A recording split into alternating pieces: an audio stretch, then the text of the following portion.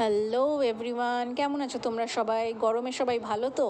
তো আরেকটা নতুন ব্লগ নিয়ে চলে এসেছি তোমাদের কাছে। তো দিনটা ছিল মঙ্গলবার, মানে হনুমান জয়ন্তী। সবাইকে শুভ হনুমান জয়ন্তী। অনেক অনেক ভালো থেকো, সুস্থ থেকো। তো হনুমান জয়ন্তীতে হনুমানজিকে প্রণাম করে ফার্স্টে ভাবছিলাম যে কোথায় যাব। তো শুনলাম আমার এক বন্ধুর মুখে যে বহরমপুরে নাকি কফি হাউস খুলেছে, কলকাতারই ব্রাঞ্চ। তো এই লোভ কি আর সামলানো যায়? পৌঁছে গেলাম হচ্ছে কফি হাউসে।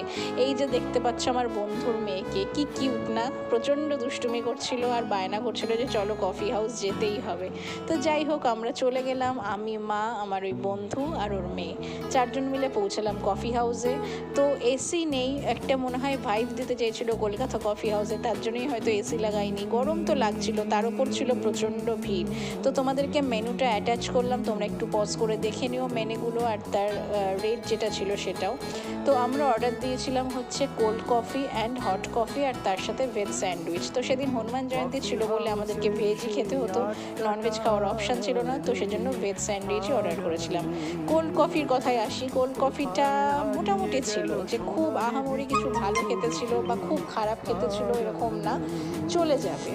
বাট ভেজ স্যান্ডউইচে যদি আমি তোমাদেরকে বলতে চাই তো please don't go for this, প্রচণ্ড বাজে খেতে ছিল।